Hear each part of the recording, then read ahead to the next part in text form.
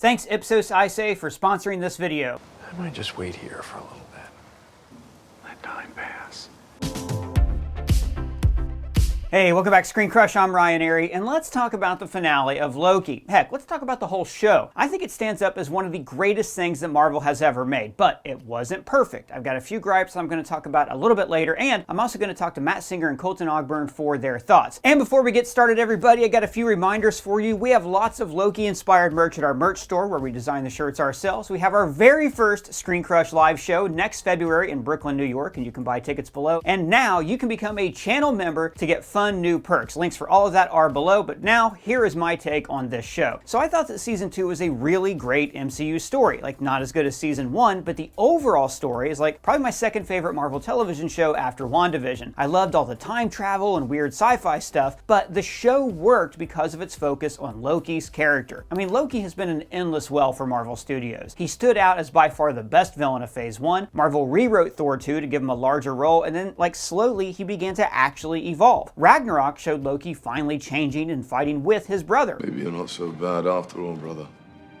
Maybe not. But this show is the first truly in-depth character study that we've ever had in the MCU. We really got to know Loki. We saw his worst memories. We broke down his psychology. It's a cruel, elaborate trick conjured by the weak to inspire fear. Most superhero movies don't really get into this level of psychology with their heroes, and their villains are almost always reduced to one-note bad guys with sky beams. But that scene in episode 5 where Sylvie truly sees Loki, I mean, she makes him slowly admit his real reason for wanting to save the TVA. I want my friends back. I don't want to be alone. The strength of this show was always the buddy cop interplay between Mobius and Loki, and that's what Loki the character loved about it too. He finally, after all these centuries, made a friend. Yeah, but is he really the most in-depth character study in the MCU? Well, Doug, like with Tony Stark, right? We got a touch of his backstory, his father issues, etc. But a lot of that was just background information. We never really saw how his past motivated his life in the present. But with Loki, we get this complete portrait of a boy who was raised on the outside, who always wanted to be let in. A boy who always wanted to be accepted and loved. And on that level, as a character study, the finale was an incredible success. There was a reason the first and last episodes had the same title. This was the beginning of the journey that he started when he snatched away the Tesseract. And the way the show twisted his expression. Burdened with glorious purpose. Like, we thought this was a series about Kang and the multiversal war, but this was actually a series about Loki learning that people don't serve a king, the king serves his people. And even beyond all the character range that we see, this was a clever show working at the height of its intelligence. It had these governing themes about free will versus determinism, and using those themes to tell stories with retrocausality and an Ouroboros loop. What is this monstrosity? Oh, what is it now? I come to rent Ang Lee's The Hulk, and I find that you are only carrying the full-screen DVD. This is an insult to cinema. How is one to appreciate the bold, split-screen transitions without access to the entirety of the screen? Yeah, I'm not sure all those split screens worked. I mean, you could argue Hulk editor Tim Squires is a genius, sir. Why, one could argue that the film itself has many problems, transforming the absorbing man into Bruce's father, and how Ang Lee made the decision to have every character confront their inner Hulk. Okay, Doug, so I looked it up,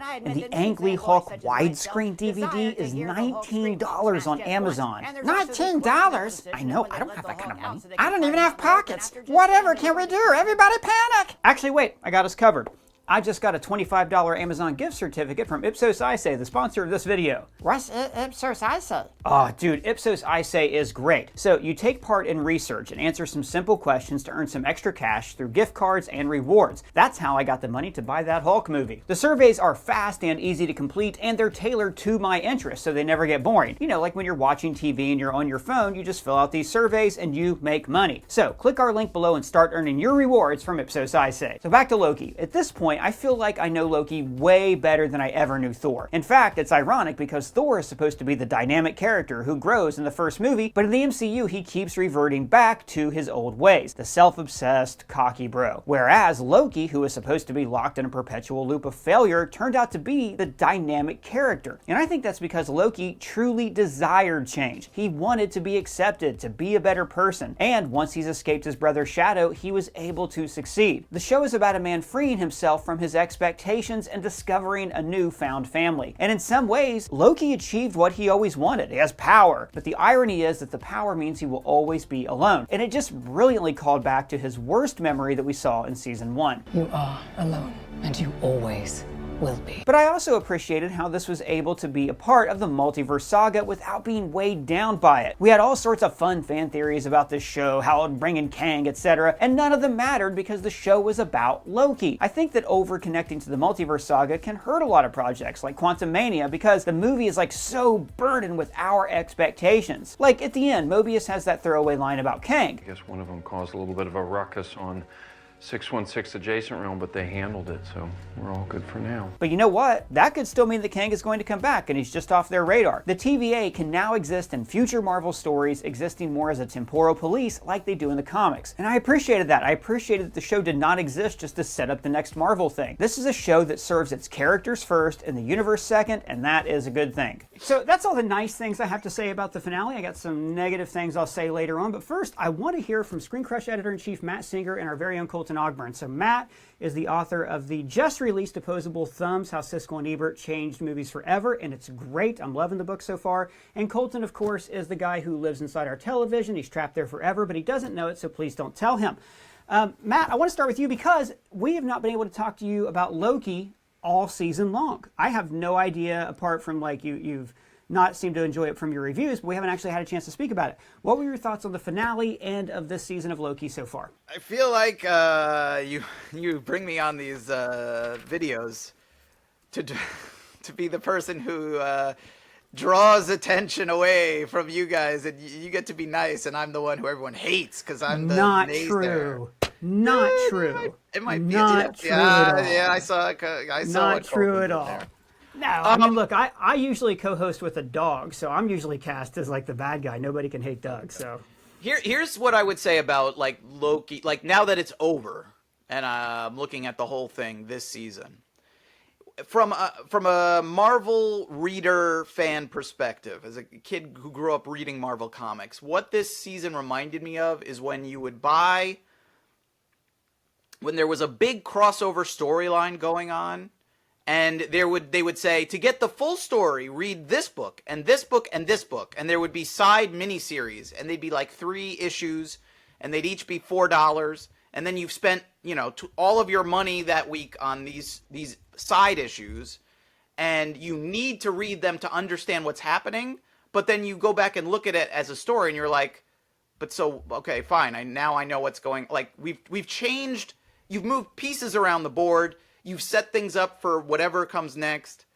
But as like a separate story, to me, it didn't really live on its own. It totally, to me, the whole season felt like they wrote themselves into a corner at the end of the last season and then spent all of this season going, okay, well, now we're going to undo that and put all the pieces in this way. Like, it was all plot. It was all, we got to do this. We got to fix this. We got to go here. We got to do this. And what I loved about the first season of Loki was, yeah, it had some of those things, but like, I don't know, it felt like much more of a showcase for these people, these characters, the relationships between them, between Loki and Sylvie and Mobius. And this season, it just felt like one of these side miniseries, where, World War Hulk: Frontline or something like that, one of those books where it's all about maintaining continuity, or there's something in the continuity that doesn't work and we got to fix it and put things in the right place for the next part of the big story.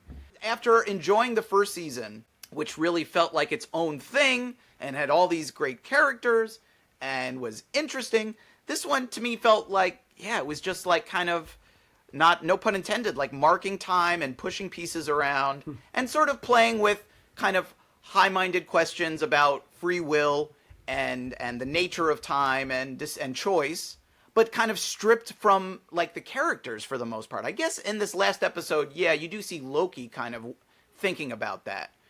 But by and large, the whole season, like, I'm just looking at the TVA and going, why does it still exist? What do these people think about what they're doing? Is what they are doing good? Is it bad? Do they not even know if it's good or bad? Where, like, it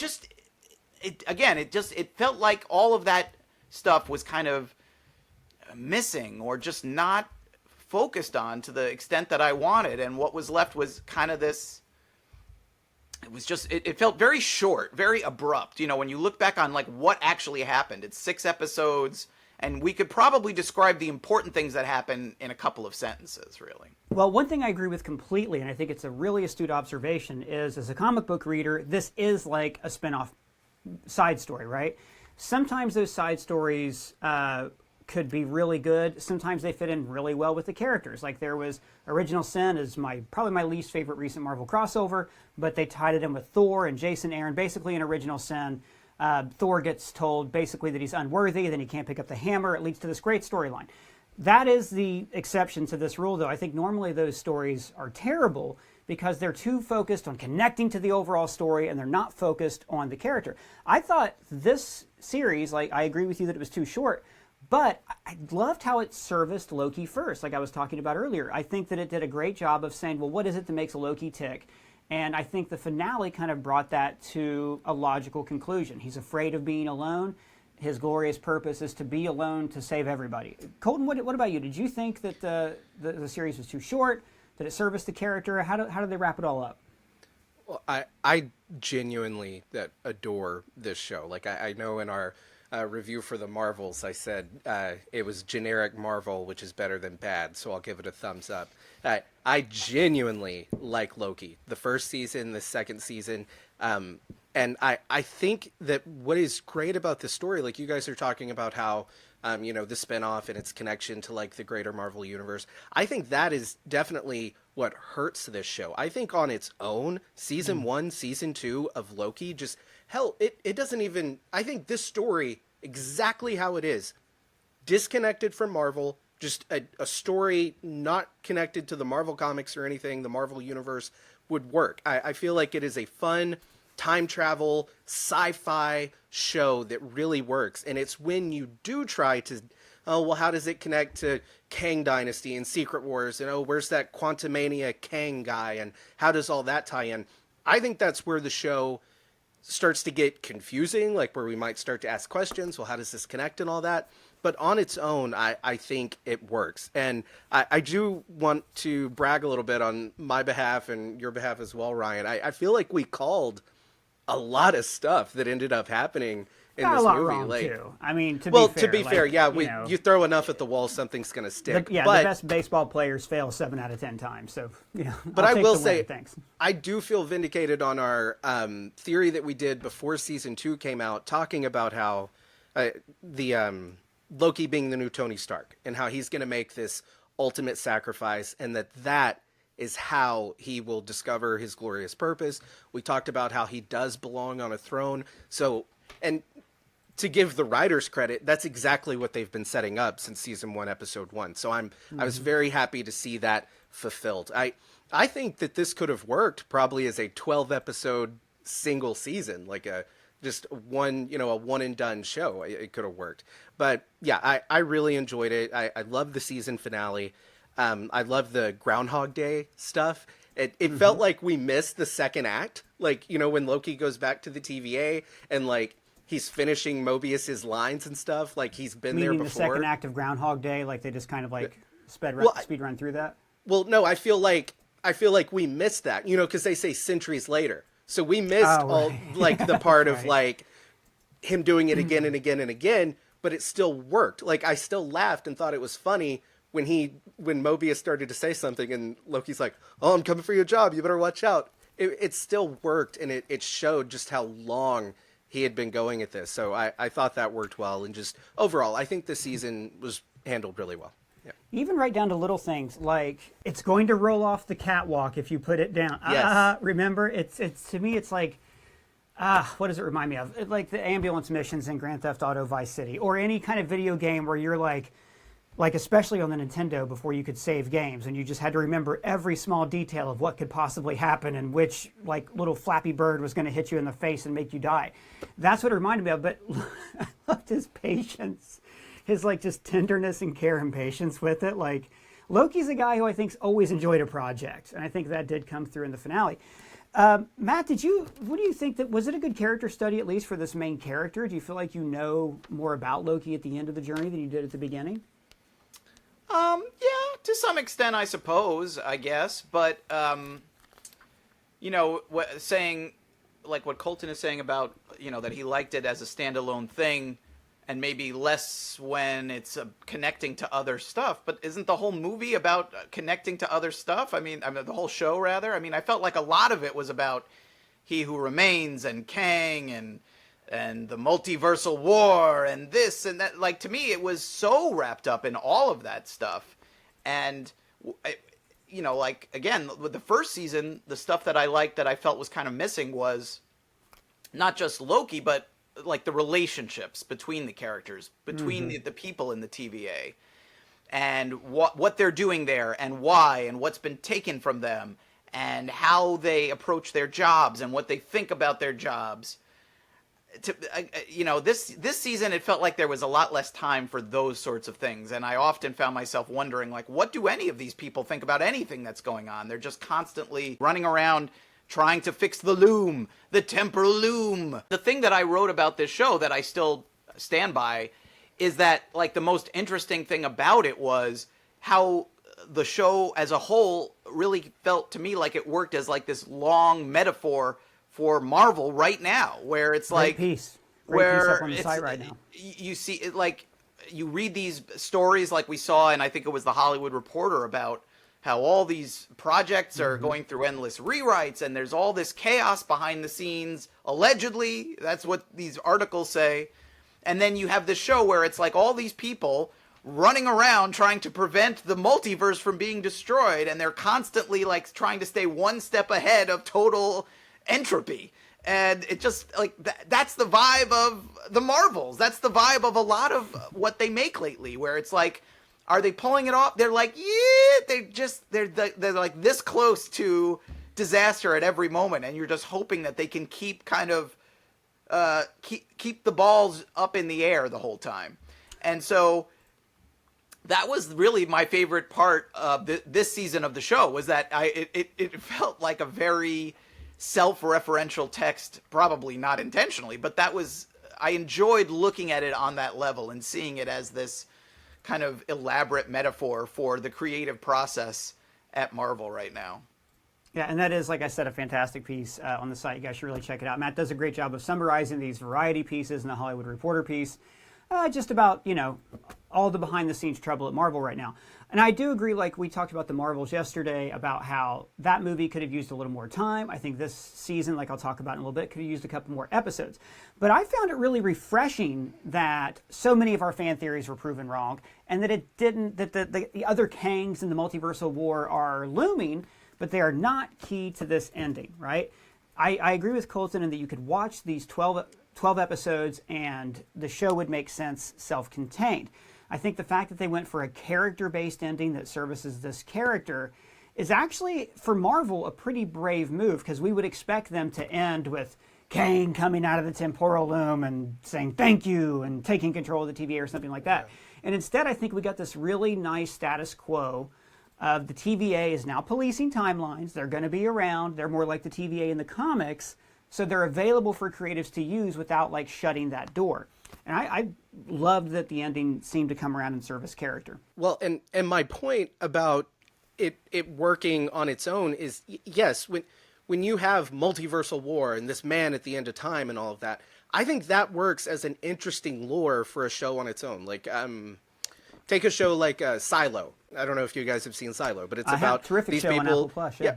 It's like an apocalyptic sci-fi show, and it works. And the whole thing is, we have no idea what went on. We know that it's lies, but that's not what the show is about. The show is about the characters within the silo and them living their life. So my point about how it being connected to an overall universe hurts it is because we can't just take, oh, there's this man at the end of time, oh, there was a multiversal war as this type of lore that sets up this sci-fi show. We know, because it's connected to Marvel, and just, you know, as the audience, we know, oh, well, this guy is Kang the Conqueror. So how is that going to connect to this?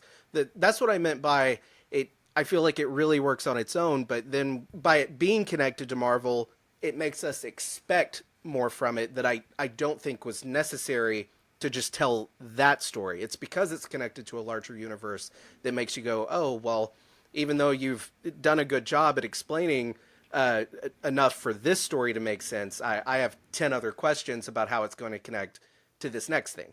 Matt, do you think that you and I are like longtime Marvel comic book readers, and Marvel is unusual among the Marvel, DC, and Image because they've kept their continuity. They've done like Secret Wars, which was kind of a very soft reboot, but it's been the same universe throughout. And as a result, I think a lot of readers, maybe newer readers especially, were turned off from the comics. It was too much. Why Spider-Man got a wife? He's not married on the TV show, that kind of thing. Do you feel like the MCU is kind of getting to that point where the strength of the MCU was always their shared continuity, but now is becoming their weakness? Yeah, kind of. I mean, maybe not so much on Loki, but it's something that I mean, we talked about a lot in our Marvels video when we're talking about there's a movie and a TV show this year starring Nick Fury, and they seem like two totally different guys, and it's kind of hard to reconcile the two of them as being the same person. And that's something that I feel like in earlier eras of Marvel Studios, that never happened. The thing that they did so well was that continuity of character, to say nothing about continuity of stories. Like the characters always felt so like kind of locked in and on point. And I don't know that I necessarily noticed it with Loki as much, but I certainly noticed it in the Marvels. And in general, yeah, I mean, this is a thing that kind of faces any, sort of big, large story on this scale, is that it eventually becomes so unwieldy that it has to be addressed in some way, whether that is, like a Crisis on Infinite Earths or a Secret Wars or some kind of way to reconcile, how all of these things can live together. It's kind of a double-edged sword. It's like, on the one hand, one of the pleasures of these sorts of universes is that the pieces all fit together, and you kind of encourage your audience to think of them in that way, to juggle all the elements and to think about them as this huge tapestry of stories. But then the bigger they get, the harder they are to maintain, and the easier it is to lose track of different pieces, or to drop things, or to to go down avenues where suddenly things aren't making sense, or characters have to behave totally differently in different things, and then you've got to figure out a way out of that. So yeah, I mean, I do think that that's something that Marvel is starting to struggle with a little bit. And so, we already know that they're doing a movie version of Secret Wars, and it would not surprise me if the end of that is some sort of, I mean, certainly it's going to end in some way with kind of consolidating a lot of stuff, but whether it might even have some sort of reboot of some kind. Like you said, the comic book version was more of like a soft reboot, or just kind of a streamlining, let's say, which, I mean, that could be the ultimate goal of what they're going to do. Because, yeah, at a certain point, I mean, this has been going on for like 15 years now. That's a lot of stuff. But Star Trek's been going on for even longer. Yeah, Star Trek found a way to, reinvent itself with each new show or movie. Yeah, and there's 30 movies and however many hours of TV shows. For a new entry-level fan, that's a lot of homework. Yeah, I think that they are definitely heading toward like some kind of reboot. I think it was fun of them to say, you know what, there's already these Fox movies that people love. Let's give those movies a good send-off, because like Kevin Feige's first Marvel project was the first X-Men movie where he was associate producer. So I think that they've had a very clear idea of long game, and maybe along the way, some of the short game has fallen to the sidelines. Colton, were you about to say? I feel like we've known this was coming, that it was going to get too big. I remember at the end of Avengers 2, Age of Ultron, when they bring in, War Machine and Vision and Scarlet Witch, and they're setting up this new team of Avengers. I remember having the thought of, is this a little much? How are they going to, handle all these characters? And I mean, then compare that to now, it's very tame compared to what we had then. So, and while it worked after Ultron, we had Infinity War. I remember having concerns before Infinity War came out that it was just going to be too much. It ended up working, but now it's grown even more. And so I do agree that they're definitely going to have to, at some point, reboot, like an end story reboot after Secret Wars. And they've got to go back to the tighter, interconnected storytelling. When you have interconnected storytelling this big, it does become messy, and it gets to a point where you have to start dividing it up. I remember a few years ago at Comic-Con, Feige gave this interview where he's like, we're going to have this section of the MCU, this section, like street level, Spider-Man will be there, then we have the cosmic, all that. I think when you get to that point where you're cutting up your connected universe into different things that maybe on their own don't work, that becomes a problem. So I do think it's important that they just pick their key characters, their key stories, just a few, and kind of dial that back into one story and kind of do a, like a renaissance and go back to that phase 1 of the MCU. I think that's their ticket out of this problem they've kind of found themselves in. You do hit a point where your stories start becoming content, and I think that's where you need to pump the brakes a little bit, or at least be a little bit more careful about how you interconnect things. I will say, though, as a comic book fan, I would look forward to a reboot because I want to see Tony Stark and Steve Rogers interact with the X-Men and the Fantastic Four. Like, we're not done with the potential of those characters on the big screen, and a million other characters. Like, I'm really looking forward to Sam Wilson's Captain America, all that stuff. I'm not trying to say replace him, but I'm saying that, like, in the future, just like you can recast James Bond, they recast Spock and Kirk. If they can pull that off, they can pull off a new Tony Stark. So I am hoping that in the reboot, we have people who are excited to come in and just tell new stories, depending on, how much of a reboot it is.